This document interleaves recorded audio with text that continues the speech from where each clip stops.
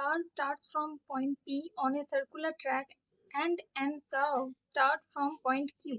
মানে একটা কার আছে যে পয়েন্ট পি থেকে স্টার্ট হয়েছে, আর এই সাব মানে হচ্ছে স্পোর্ট ইউটিলিটি ভেহিকেল, মানে ওই স্পোর্টস কার টাইপের, এখানে কিউ থেকে এই সাবটা স্টার্ট হয়েছে, আর এটা কারটা। তাহলে এখানে কি বলছে, which is 600 metre ahead of P in the direction of motion, মানে এরা সেম ডিরেকশনে আছে, ঠিক আছে, আর এই যে ডিস্টেন্সটা এটা আছে 600 metre.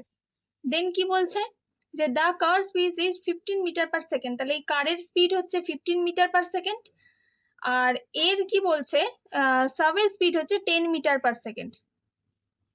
The circumference of the track is 1.5 kilometre, কিন্তু এই যে এটা একটা সার্কুলার ট্র্যাক, তাহলে এর যে পরিধিটা আছে সেটা বলছে 1.5 kilometre. How much distance will the car have travelled when it first overtake the sub, মানে এই কারটা এইখানে আসতে যে সময়টা নেবে, এই সাবটাও তো সেই সময় এতটা এগিয়ে যাবে। তাহলে এই যে ডিস্টেন্সটা, মানে এই সাবটাকে মিট করার জন্য এই কারকে কত স্পিডে এলে বা কতটা ডিস্টেন্স কভার করতে হবে এখানে মিট করার জন্য।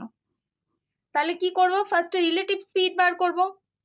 রিলেটিভ স্পিড বার করার কি নিয়ম, যে যদি সেম ডিরেকশনে থাকে তাহলে স্পিডটা মাইনাস হয়, আর যদি দুটো অপোজিট ডিরেকশনে থাকে তাহলে স্পিডটা প্লাস হয়।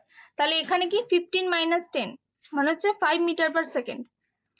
আর কি বলেছে এখানে, এদের যে গ্যাপটা আছে এটা হচ্ছে 600 মিটার, তাহলে আমার টাইমটা কতক্ষণ লাগবে, 600/5, যেহেতু time equal to distance by speed, তাহলে এখানে কত আসছে 5×12 = 60, মানে 120 সেকেন্ড, যেহেতু মিটারে আছে।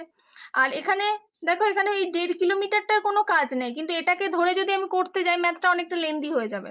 আমার যেহেতু শুধু ডিস্টেন্সটা বার করতে বলেছে, আমার এটার আর কোনো কাজ নেই। তাহলে ডিস্টেন্স ইকুয়াল টু কি ফর্মুলা জানি, স্পিড ইনটু টাইম।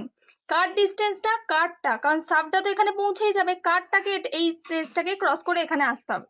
তাহলে স্পিডটা কার ধরবো, কারের কত রয়েছে 15 মিটার পার সেকেন্ড, আর টাইমটা পেয়েছি 120। তাহলে কত আসছে, 15×2 = 30, 0 3 15 × 18, মানে 1800 মিটার।